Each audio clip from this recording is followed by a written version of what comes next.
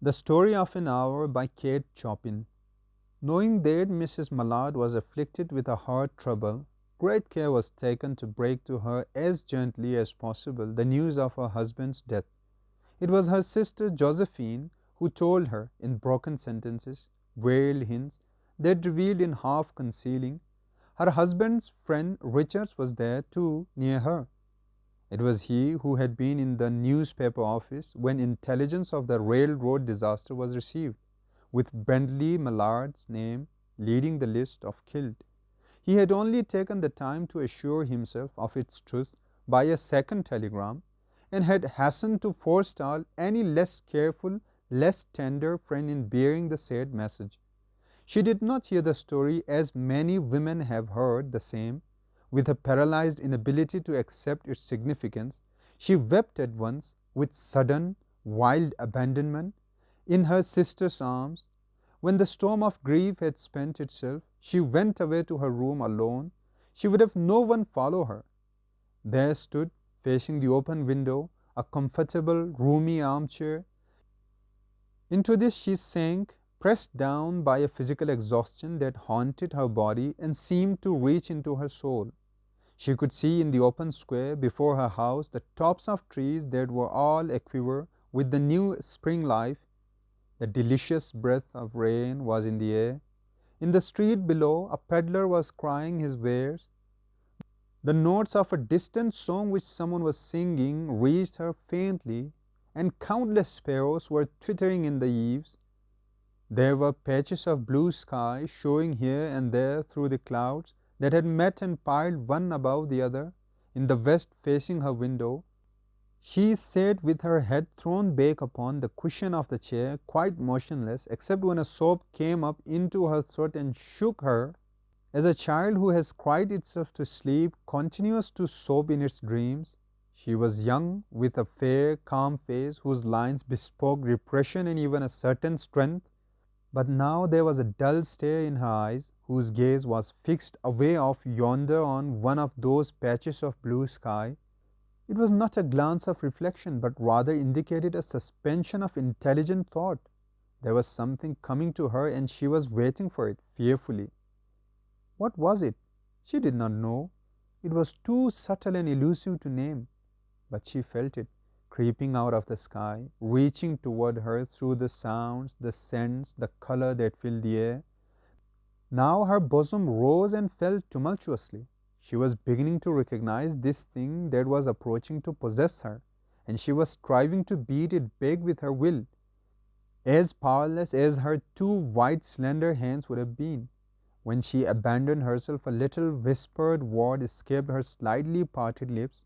She said it over and over under her breath, free, free, free. The vacant stare and the look of terror that had followed it went from her eyes.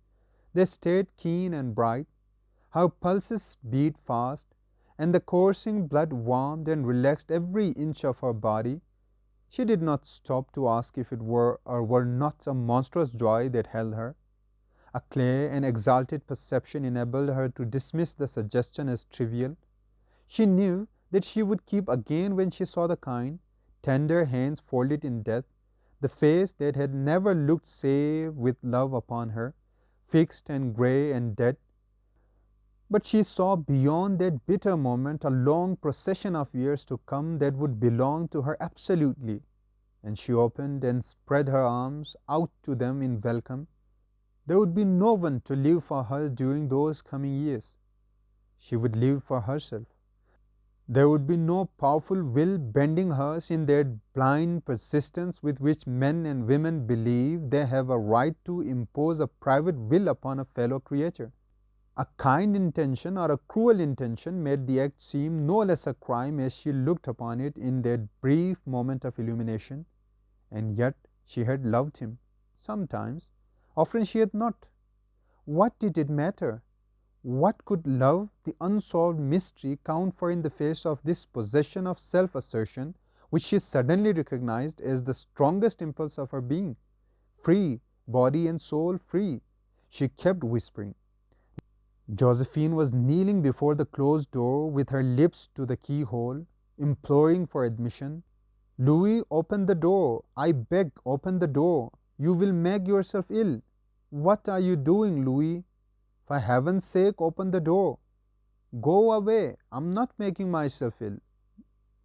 No, she was drinking in a very elixir of life through that open window.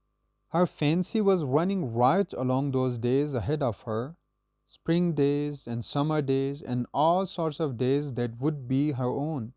She breathed a quick prayer that life might be long. It was only yesterday she had thought with a shudder that life might be long.